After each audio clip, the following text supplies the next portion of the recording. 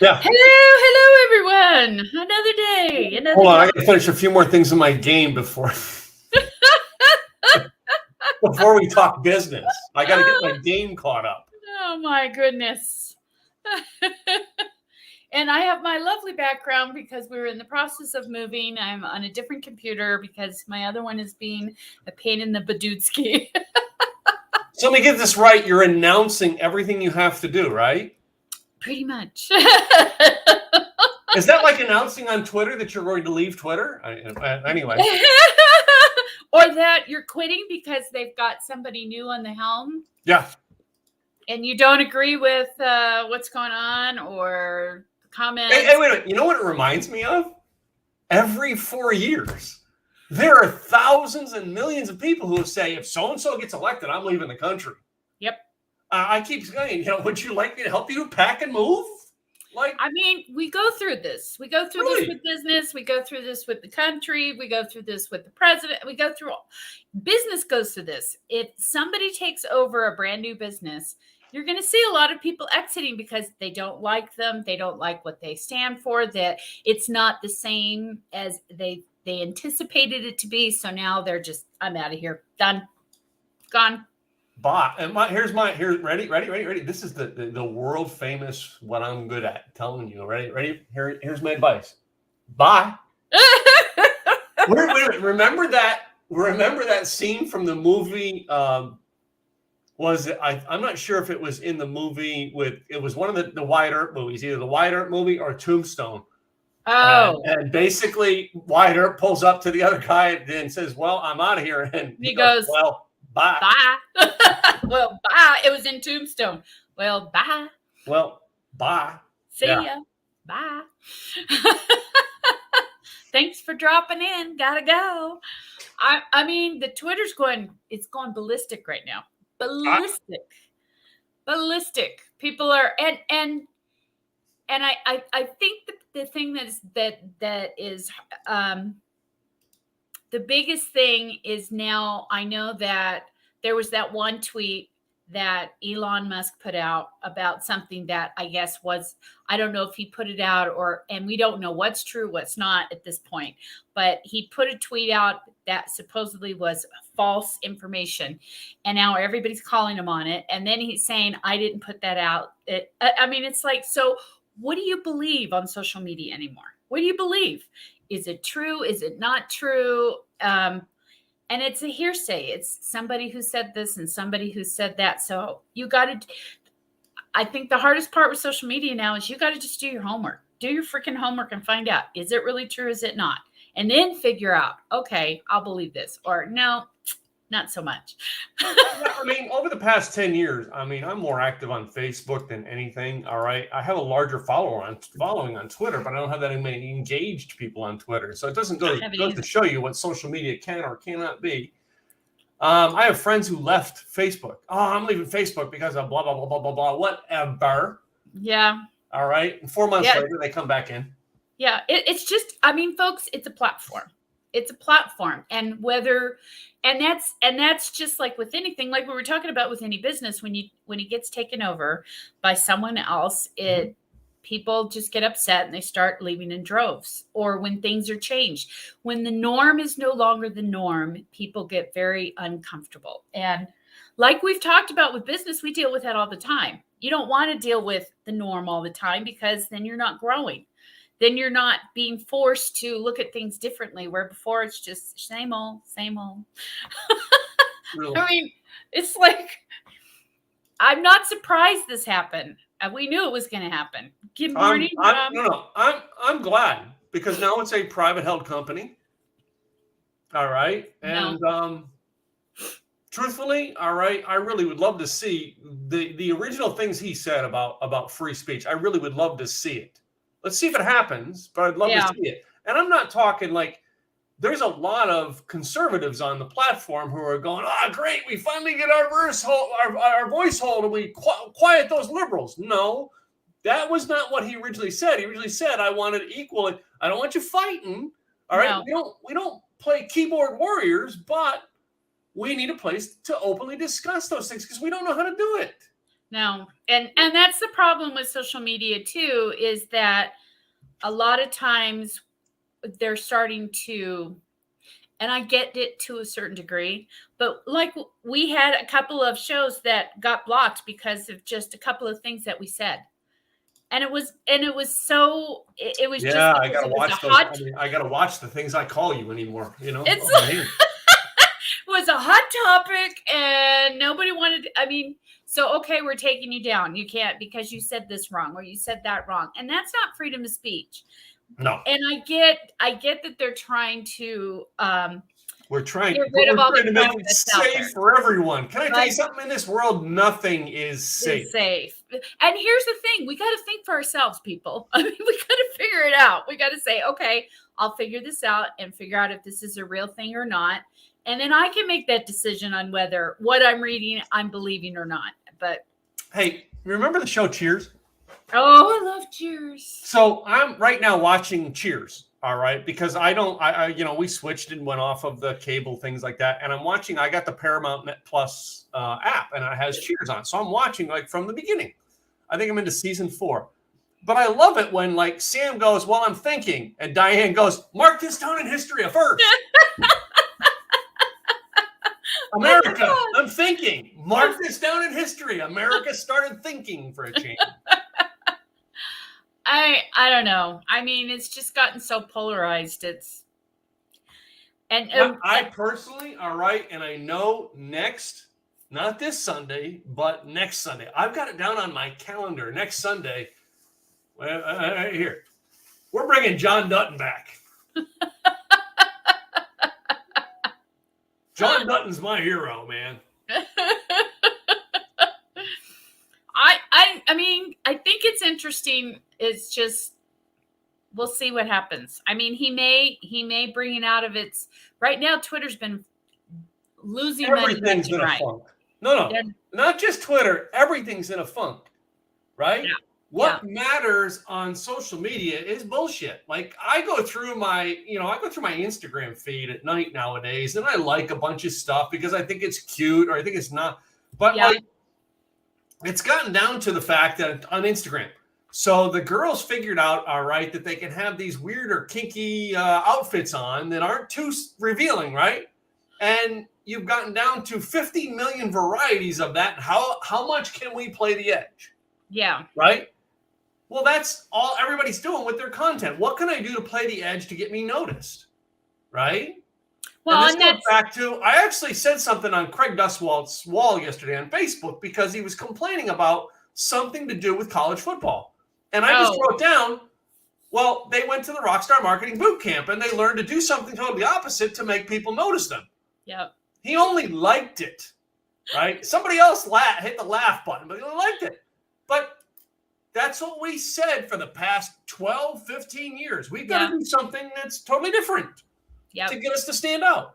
Well, Elon Musk is doing something totally different, and it's going to piss a lot of people off. Yep. But you know what? What she's doing.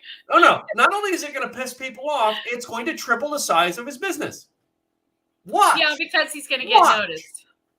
It will happen. It will triple the size of his business. Well, and here's something, too, that I think is interesting. And you know I'm not a big fan of Oompa Loompa. But we're still talking about him. To this day, we're still talking about him. And he's been out of office for almost a year, maybe, 2 years, something like that. And we're still talking about him.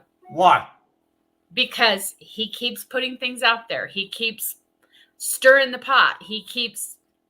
And we're still talking. And you know what? Before he left office, if I remember correctly, he said, you'll continue talking about me years down the road. But without playing the politics game, all right, what's Joe Biden done to talk about? He's been normal. He's normal. He's normal. Normal doesn't Nobody sell knows anymore. normal. Normal doesn't sell anymore. It doesn't sell. Hello. You gotta be way outside the box. I still love, and I get it. All right, I know there's things I loved about Trump. There's things I like about Biden. But there's things I loved about Trump, and I know you don't, and I get that. All right, and it's okay, right? Yeah. But I still love the comments out there. Oh, I'd take a mean tweet and $1.50 gas any day right now. I love that one. That's my funniest one. I love. Come on. I sure would go for a mean tweet and $1.50 gas right about now. And I'm like, eat a burrito, dude. Yeah. And look at, there's so many people out in business. There's so many people out there in the world in general. How do you get noticed? How do you get people, you knock on the doors and you're like, hello, I'm here. Hello, hello, hello. They're just like, yeah, next. Well, here's the problem with doing things to get noticed is next year, you got to recreate something else to get noticed. Yep. That is the world. It's one of the reasons why I am not in teaching social media. And I know people who have shows on social media. Why I don't? Because whatever you are doing in social media today, tomorrow it's freaking ancient history. Yep. It'll change. Yeah. Definitely change. And it's one of the challenges you and I have had on this show was trying to do a current events show. When you do a current events show, it's fucking useless in 24 hours. Yep. Throw in the trash. It's not something downloadable. Nobody's interested. They don't want to hear about it 2 weeks from now. Why? Because whatever you just shared, all right, is, it's about as new as Bill Clinton getting elected. Yep. Well, and the thing too that we have to remember as we've been going through this whole process, this is a learning process. Yeah. And that's what we go through in business or anything. It's a learning process. And this is what Elon Musk is doing through Twitter. It's a learning process. He's going to figure out what works. He's going to figure out what doesn't work. And he's going to figure out, what's going to make the masses happy and coming back. He's a disruptor. I get that. And wait a minute. That's what grows businesses is disruptors. Disruptors, yeah. Right? And wait a minute. And if you go back in history, almost everything he has touched turns to gold. Okay? You hate Trump. All right, yeah. Here's it. Like you hate Trump all you want, but in business, 99% of what Trump did in business turned to gold. That's why people love him. He's an asshole, but that's why people love him because let's face it, we've got a world full of people out there who are standing up going, I am leader, follow me. And they lead you down a freaking dirt path to the dumps. Yeah. Well, and that's another kind of a pet peeve of mine right now is that I remember when I first started my business, there were so many realtors and brokers out there because the market was going crazy that you could throw a stone and hit one. No problem. Now there are so many coaches out there. It's like, okay, so there's all these coaches telling people what to do, but they're not helping them do it. They're not doing it. No. I purposely in 2016 stopped calling myself a coach. It just, Because I started in 2013 or 14, started telling people, if you tell people you're a life coach, it means you're unemployed and you hang out at Starbucks. Wait a minute, no. There's other terms in the industry that this is now happening to. I'm a consultant. You're unemployed and you hang out at Starbucks. Yeah. I'm a marketer. You're unemployed and you hang out at Starbucks. There's a world of, seriously, the word marketer is now becoming just like the coach, the realtor. We've got too many people who are jumping ships into these things, but they're not doing anything. They're not in a way that they're helping people, right? They're just giving lots and lots of advice. And what I'm finding is these people that are taking these classes and they're coming to me and they're saying, okay, I got all this advice. I got to do this and I got to pull this together and I got to pull that together. Can you help me do it? Because I don't know how to do it. Yeah. They're so overwhelmed because they've been told they've got to put a blog up. They've got to do their website. They've got to do social media on a daily basis. They've got to do videos on Facebook and Instagram. They've got to put their content together. They've got to make it. I mean, they've got this whole long laundry list, but the majority of them don't know how to do it. Wait a minute. Why are these people who are in the industry teaching you have to do that stuff? Probably. All right. Think about this. Enlighten us. No. Think about this, Katrina. For you to go out there and tell people, guys, you need to be on the web. You need to have your own real estate and your own website. Why would you be telling people that? Because that's my business. That's your business. My business. Hello. They're trying to build leads by telling you need. Just like the salesman who knocked on my door and told me I need the new what do they call it? The fiber network they're putting in. Yeah, dude, I've been surviving without it since I've been here, and I did it the last place. Apparently, I don't need it. I could use it, but I could use it, right? it. But they're selling you need, and we hear you need, and we go, okay, I got to go figure out how to do this. The whole point of them saying you need is for you to run out of options, trying to find it, trying to do it, trying to handle it yourself, to call them back and go, so you said I need this. How do I do that? And then Katrina goes, well, I offer a service that would get your website up for you. Oh, you do? Ding, ding, ding, ding, ding, ding, ding. That's why I told you in the first place. Yeah. And I heard this in speaking, all right, because I went through speaker. Never went through Toastmasters for speaker training, but someone always said, no matter what industry you're in, create a speech about the 7 things you need to do when looking for a plumber, right? An electrician, a contractor, whatever. 7 things. 6 of the 7 things can be found all over. There's only one place that you can find all 7. Where's the one place? From the person doing the speech in the front of the room. Why? Because you've built yourself a set of authority, standing in front of the room, talking about a subject and talking about what your industry is. Yeah. All right. And they got the notepads out. They are taking notes on this, baby. What was that? And they're going to go check every plumber they hire from now on. Do they meet all 7 criteria? And I got my 7-point list. All of a sudden, number 3, well, this one doesn't meet that. Okay, sorry. Next. And they go through a ton of them, all right, before they actually wake up and go, maybe I should call the guy who said this and say, hey, who do you recommend? And the guy goes, I have a plumbing company.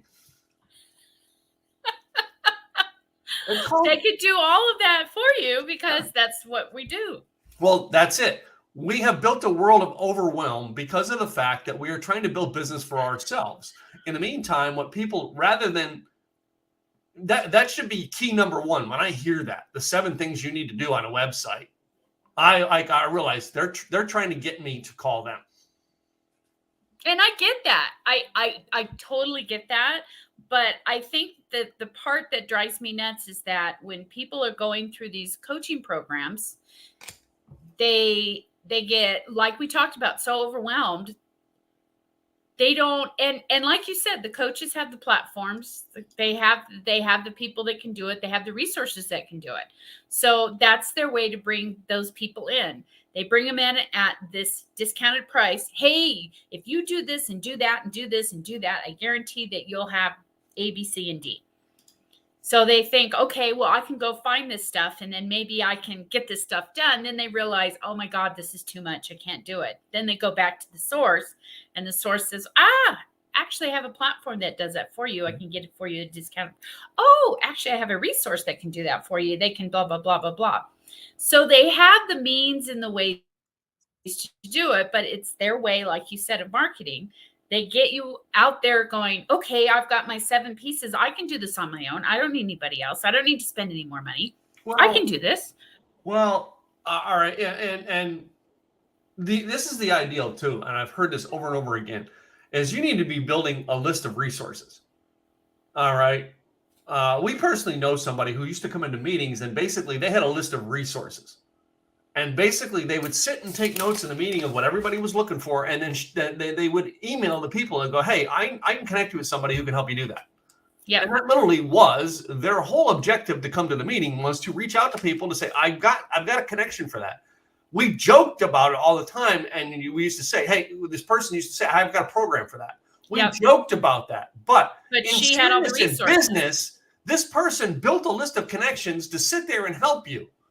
Because they realized that if they helped you figure out how to turn that lamp on, how to put the window in, how to get the plumber, that they realized that when you needed their service, you were going to hire them because you kept helping them with everything else they needed. Yep. That's what we talk about. Know, like, and trust. Yeah. You built a system helping them get what they want. It goes back to what Zig Ziglar says. Help enough other people get what they want, and you will get what you want. Yep. It goes down to that. Stop trying to figure out how to make your program fit what they want and help them get what they want. Yep. All I right. agree. I started doing that, 2 years ago in my business through the pandemic and realized something. It was like this big light bulb moment. I don't need to do as much. No. Oh my God, wait a minute. Why am I building a website company? I've got Katrina's company I can tap in. I got John Limbacher's company I can tap in. I don't need to learn how to build websites, even though it's something I love to do for funnels, right? I don't need to do it. Yep. I can hire you to do it. And when you're in business for a long time, you get these resources under your belt. But when you're first starting out, you don't have resources because you're first starting out. You don't know who to talk to, who to go to. All you know is you're talking to this person who's in front of you, giving them this advice. Yeah. And yes, you go to them and get some of it. But like I said, there's a lot of people out there that are brand new, just starting. Mm-hmm. And they go to a class, a coach, a workshop, whatever you want to call it. They get their list of things they have to do. And they think, okay, I spent this much money. I can't spend any more. I'll just do this by myself. Yeah. Then they get overwhelmed because, and that's the thing, is that what I have and you have that is different than a lot of entrepreneurs out there, as well as our good friend Janet, mm-hmm. Janet Kunst. We have tech background. We know how to deal with the tech. And a lot of our entrepreneurs out there don't know how to do that. They know the concept, but they don't know how to deal with the tech piece of it. So I think that's the biggest piece, at least that I run into with clients or people I run across, is I don't know how to do this. I don't know how to put this platform. I don't know how to put this. I don't know how. And that's when you're getting your resources. That's when, like we were talking about, our friend that had all the resources, mm-hmm. she had everybody in her book that, well, you know what? So-and-so can help you do that. That's right. So you don't have to worry about doing it. So-and-so can help you do that. So you don't have to worry about doing that. But I think the biggest issue, though, is when you're first starting out with your business, you're looking at your money and you're thinking, I only have so much money. Mm-hmm. I got to make it go as far as I can. So what do I do first? Do I go over here and do the social media? Do I put a website together? What do I do? Where do I go? And I think that's where they get overwhelmed. Yeah. And this is where I built my idea of simple, easy success. I was breaking things down to one step at a time. Right. Mm-hmm. I was telling, and I'll kind of say something to you about it here on the show today, but I was telling my mastermind about this last night, how I decided, because I got sick of the way the self-help industry went. I literally took about 3/4 of this year off. I really have not been marketing because I've sat back and go, you know what? I hate where it's at. I was going to quit. But Michael Butler, all right, God bless him, sat down and goes, Tim, that's probably a sign that you need to disrupt the system. When you're frustrated, now's the time to recreate and you've got something. I love Michael Butler for that, because he actually woke me up on that in a private conversation. Yeah. I started to say, well, I got to find a way to do this. And I thought back to one of the most influential things I did. I used to do my blogging workshop. It was a one-day event where basically they walked into the room, and when they left, they had a blog post up, and they actually had a working blog on WordPress.com. They had a working site. All right. I need to go back to doing something along that lines that is a one-day thing where they walk out with, all right, and we're gonna do it like a content creation workshop.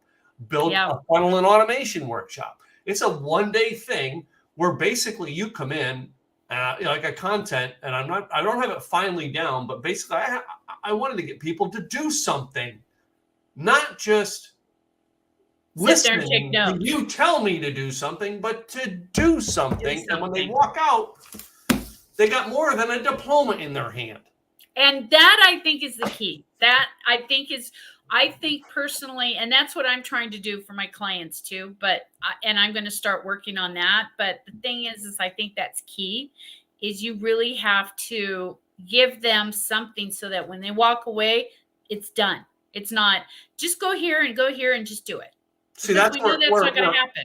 I'm thinking about doing doing a blog and website type idea with WordPress.com or WordPress.org, all right, where it's set up and self-hosted, but I want to do it in a workshop format. But the problem is getting everybody to actually have it set up, because getting them to set up on separate hosts is a problem. Yeah. So that I'm thinking about doing it, and they have to have, I go back to to that workshop, but they have to have it set up ahead of time. So that way, when they come in, there's already a WordPress site set up. We're going into the back side of it to put content up, to design it, the things like that, to learn themes, things like that.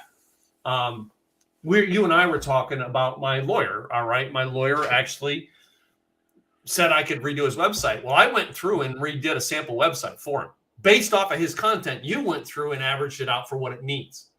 Two different thought processes, because I could take your content and redevelop it with a better look all day long. I know Optimized Press. I think you know Beaver Builder. Do you use Beaver? No, is it Beaver? John uses Beaver Builder. I don't know it yet, and probably should study it. But I was able to go in and create this website for him based off the information he had and make it look better. But it doesn't do all the functionality like yours says. So, but that's it. That's where our skills lie. But most often, some people are out there, they don't have the basics out there. I wanted to when I actually said to something, I think about a year ago, I said, I wanted to do something in websites, but I want to get the basics out there for people. Not all the functionality. What does your website do? No, I want you to have at least real estate online. I can fix, if you got a website up, I can fix it. You can fix it. But if you got nothing up, can't fix it. Well, and that's where the overwhelm is. Yeah. is that people just don't know where to start. They have so much to do. They just don't. It's too much, because they've been throwing all these things at them. Do this, do this, do this, do this. And I see it in their faces as they get glazed over. And I'm thinking, okay, I already got that done. I remember when I went to Craig Duswalt's first event. Mm-hmm. And I think it was 2012 or 2014. Can't remember. But I remember he had his list that if you do everything on this list, you will be successful. Yeah. And he had his whole list of like writing a book, putting a website together, setting up your social media. He had this whole list of things to do. And I think it was like 52 items or 60 items. And I remember opening that book and looking at that and going, holy shit, this is a lot of shit to do. And I remember seeing everybody else's eyes glazed over when he went through the whole thing. And they're all just going, I'm supposed to do that whole list, and that's what's going to make me successful? I don't even know how to do half of this shit.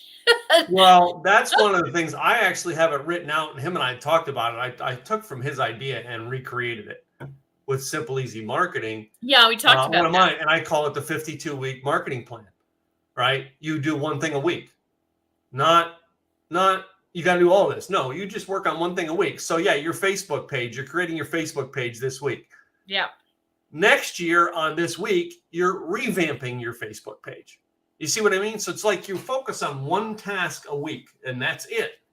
And when you break it down, again, it's part of my Simple Easy Success problem. Break it down into smaller bites. Yep. Take it one step at a time. That made sense to me. Rather than, and that's what people get in the overwhelm. I stopped getting in the overwhelm. All right.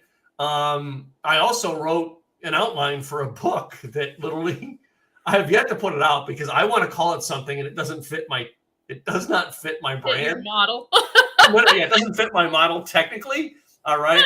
Because it says, it's called, the name I want to put on is You Don't Need a Life Coach, How to Fix Your Own Damn Life in 90 days. All right. And everybody thinks that's great, but like, it doesn't fit my model because I'm not really a life coach, but it is something I go back to a lot in my own personal life. It's why I created it.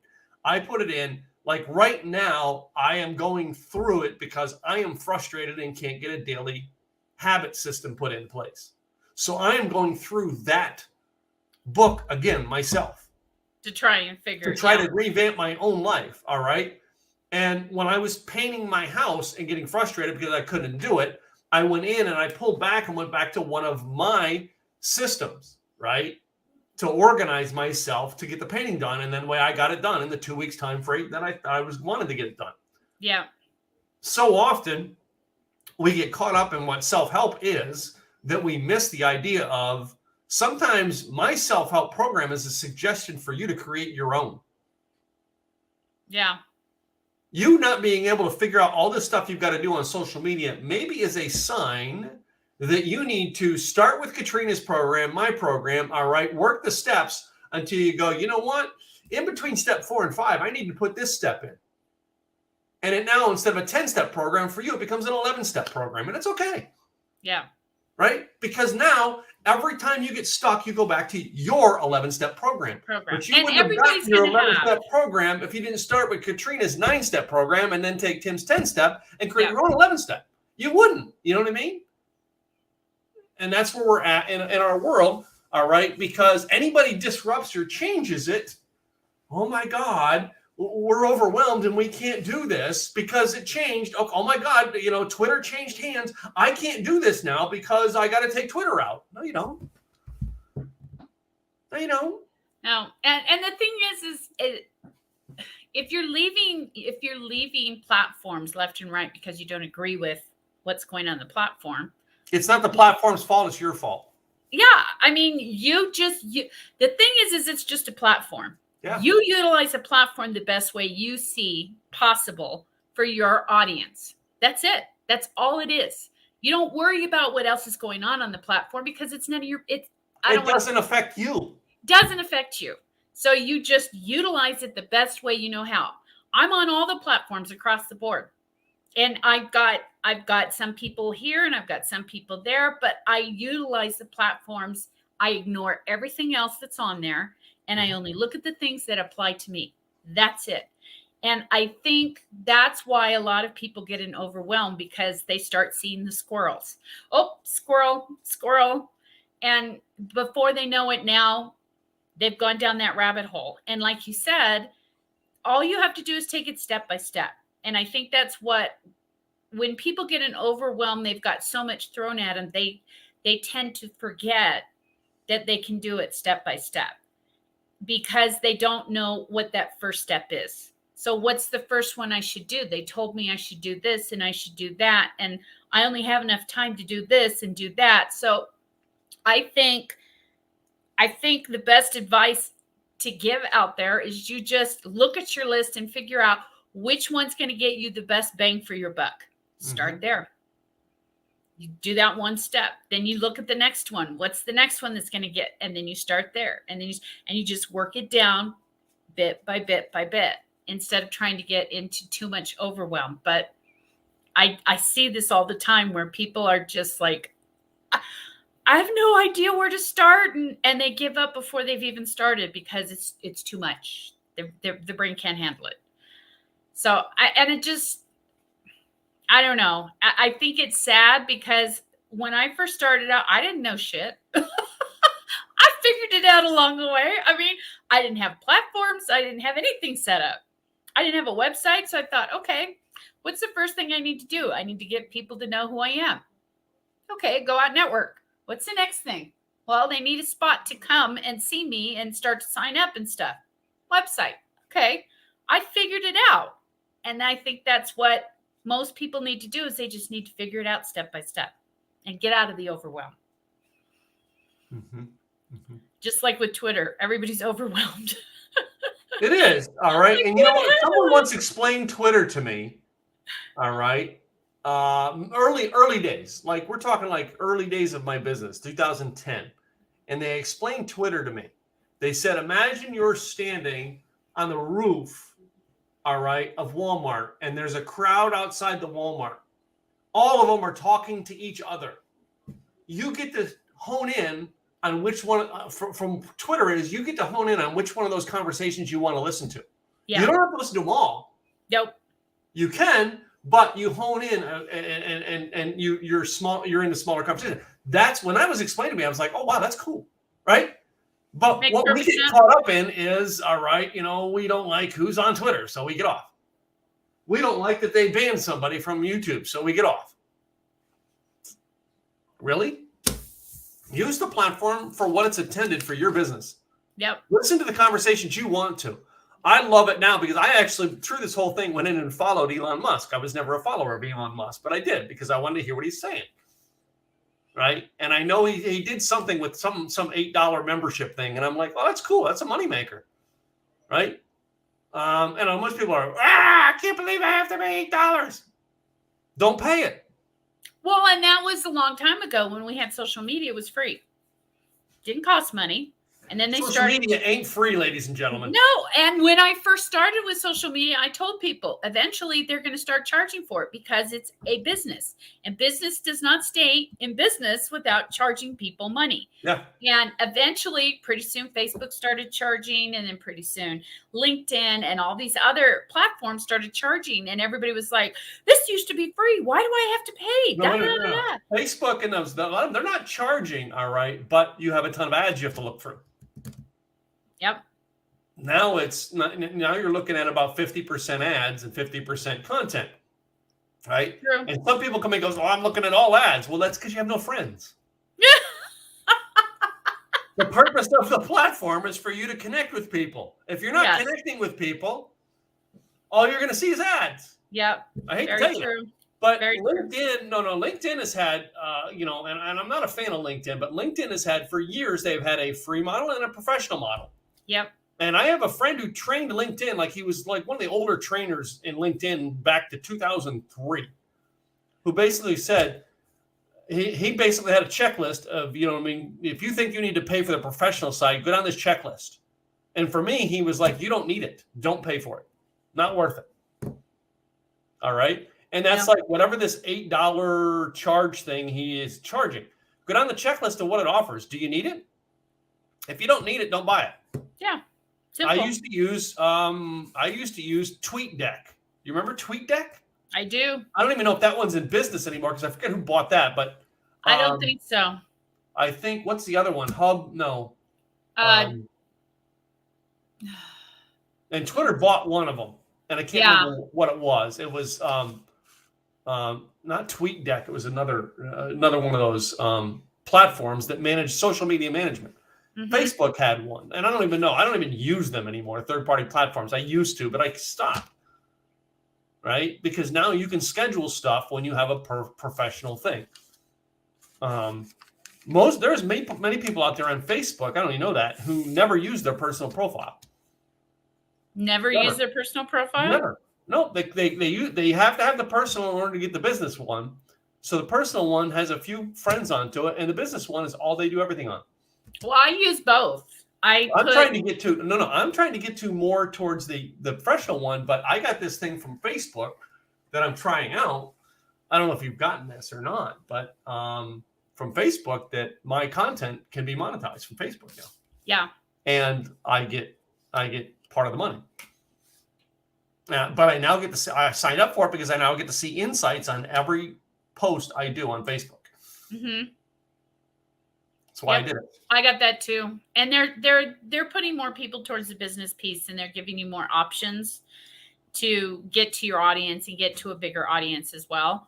But I think, just with any platform, like you said, you just got to figure out what's going to work for you. But I personally, I put myself on all the platforms because I just wanted to see what they were about, what they did, what I could utilize them for my business and getting to my audience. And what I don't think people realize when they say, I'm just not going on social media at all. Social media is the first thing that comes up when people look you up. It's your social media channels that come up. They have the best SEO. They have better SEO than you can ever pay for your website. That when you look somebody up, the first things that come up is their Facebook, their Twitter, wherever they're on. Are you looking at that way? No. I'm doing something because I finally got it today, and I'm going to do it. And I'm going to tell you in a second what I'm doing. Hold on. All right. Now, no. I'm going to officially share screen on this because of the fact that because of the way YouTube made its changes, what we can do now. Yeehaw.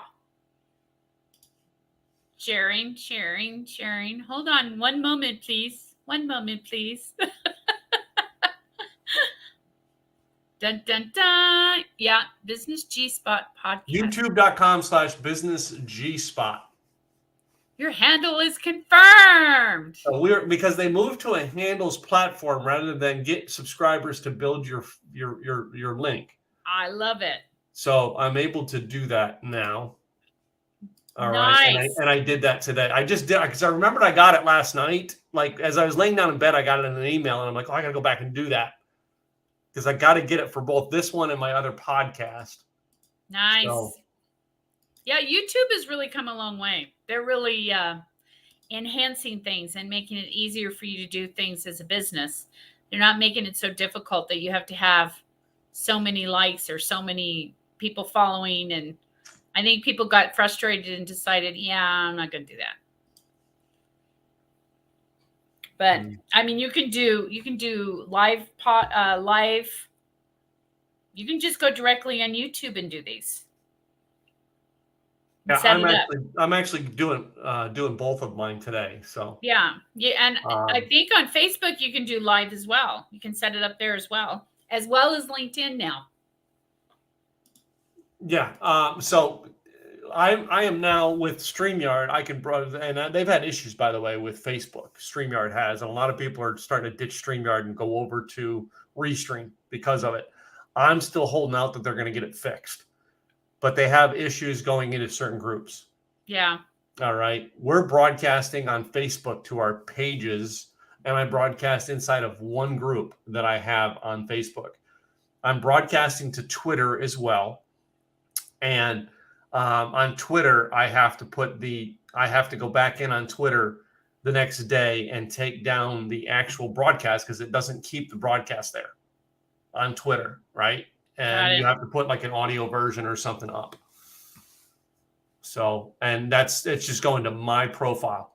But Facebook now creates an event. So, I mean, I've got to get it into part of my routine. I got to get into is creating our shows earlier so you and I both can go in and invite people to the event. Nice. Yeah. So very nice. I'm trying to build a system of my life set up. Once my life is set up and working into a habit system, daily routines, all right, weekly routines, I will, and I get that down like I had in my condo a year ago that I developed through the pandemic. All right. I will be a lot better at getting a lot more of this done. All right. That's the frustration of having to change your world. Like we're dealing with Twitter is the change. Yeah. All right. It disrupts your world. And you have to get back down to a routine with the new world. I'm putting something together myself where I have a one and done kind of system where you can automatize everything in your business. And I'm setting up the website for that and so forth so that I can get that pushed out so people can start getting things done. Mm-hmm. But that's something I'm working on as well. But when are you going to do, I think you were doing how to set up a podcast and how to run one. Are you doing that anymore? Are you backing out of that? No, I actually am doing, that's going to be one of my one-day workshops. Oh, okay. So it's going to be /mastermind/workshop. And the idea behind it is like the content creation one is the basis for everything because the content creation gets you, number one, to create. And I don't have the outline. It's out in my living room in my backpack because I actually went to Starbucks and wrote it all out yesterday. I don't do it in my office. I get out of the office to go figure it out. Yeah, that's when you can sometimes be as yes. more creative. I can come to your house and get more done than I can at my house. That's just the life, right? Very true.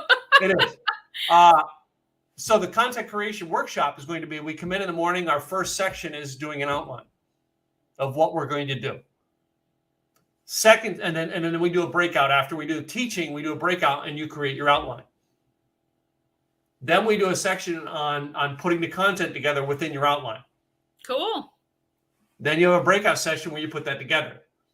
Third, I'm going to try to do it down in 4 sessions every day. So it's 1 day, 4 sessions. All right. Session 3 is, all right, you record it. So session 3 in our afternoon, first thing we're going to do is we're going to get on camera, on stage, and present what we have. And then it's recorded. And then section 4 is distribution. Nice. And that's what the 1 day workshop is going to be. And then those people who are in my mastermind, they get to come to an extra day at my house. So for them, it's a 2-day event. They get to get an extra day at my house of mastermind to do it. So nice. And your house is all set up now. So well, my house is set up in a way that I can put chairs in, all right, and run a mastermind type thing. I could almost run the workshop from here, but I'm not going to do it that way. Yeah. I might do it that way to start. All right, with the 5 to 10 people. But the idea behind it is my mastermind is going to have the privilege of being at my house. Nice. Everybody Speaking of else- houses, Yeah. Is it 2 almost weeks done? and counting. 2 Yeah. weeks and counting. We went up. I went up yesterday. We have electricity. The Mhm. HVAC units in.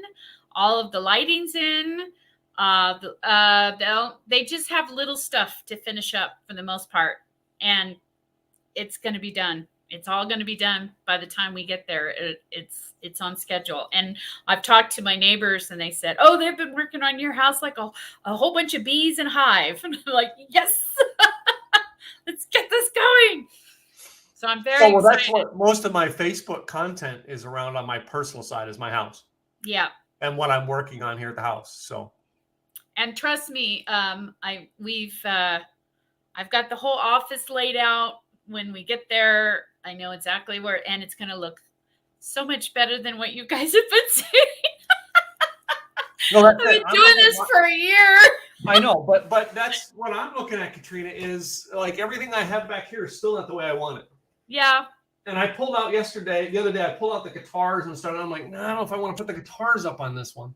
I'm looking at a whole different design because I want to do a different design. This is a shelf here with a that has a filing cabinet to it, and I don't want that there. I'm thinking about taking the shelf off the top and just using the filing cabinet and drawers at the side, and then putting a big shelf back there that I can put lighting on, books, decorations, all that stuff, there you go. And then put the guitars to the side. Yep, got it. So, but I don't have. Remember, my old place, I also had the Blog and VideoCon logo. Well, we're retiring Blog and VideoCon. We're not going to do it anymore. Oh, so I'm working on putting a logo system back there that I can interchange for the podcasts I'm on. Nice. Yeah. Very nice. Yeah. So I mean, it's a development thing, but the layout of the office is the way it's going to be. Yeah. I'm not changing the layout of the office, so. I can't wait. My poor husband has been working on the kitchen table. He has to take everything down, put it in this room, and then so we can eat. And then he puts it. He sets it up literally every morning. It's not a lot to set up, but But you guys are in an apartment, not a house. Yeah, yeah.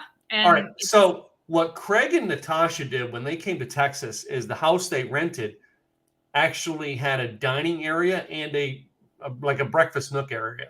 The breakfast nook, well, not breakfast nook, but I had like a seating for the kids to come in, but they had two tables. One was a dining room, one was a kitchen area, right? Got it. Natasha was set up on the kitchen area and Craig was set up on the dining, but only on one side of the table. Both of them were. So like they could, and mostly they ate, I think they ate, or in the living room with the kids. But the idea is they got a house spacious enough to do that in the intermediate. My intermediate was when I was staying at Ruben's house. He actually had an extra office set up that I could have used, but I didn't. I took that time off, and for me, it was a mistake. I should not have taken time off. Yeah. Well, I mean, I think I will be set up pretty quickly because it's in 2 weeks, that weekend, we're going to have all the movers move everything in. And I'm one of those, I don't like living out of boxes. If I have to stay up to 4 o'clock in the morning to unpack those suckers, I'll stay up till 4 o'clock in the morning. And this goes down to planning, all right? Are you going through your house, laying out where things are going to be? Oh, exactly. When we packed everything, I already knew the layout because I had the map of the house. So when we packed everything, I marked it. This is going here. This is going here. This is going here, and this is going here. I knew exactly where everything is. If I had the layout of this house, I would be much more organized by now. Yeah.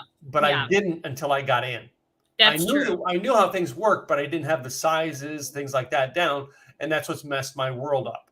Yeah. Right. When I moved from 1-bedroom condo to 2-bedroom condo, when I redid it, I had 3 months of redoing it that I would walk over on a daily basis and sit in my office and plan it out. Yeah. And I organized it and planned it out, and still it changed, right? But the basic idea and basic layout was done right away. Yep. Right. And that's it. When you can walk over and look at it and get a visual at it before you set in. it makes it so much easier than to walk in and jump in, right? Yeah. The thing that made me really get organized, truthfully, was the pandemic, because I had to have The time. You had the I time. had to have a setup, Yeah. right? The Now I don't. pandemic, I think, really, I think it threw me for a loop. Yeah. Because first of all, I had a lot of clients that were set up, ready to go. And then all of a sudden they backed away and said, yeah, with this thing going on, I got to figure out what's going on. So I had a bunch of them back away. I didn't have funds coming in, and I was like, what, and I was trying to get out there, but nobody was doing anything or going anywhere because of the pandemic. So I was trying to regroup and redo things.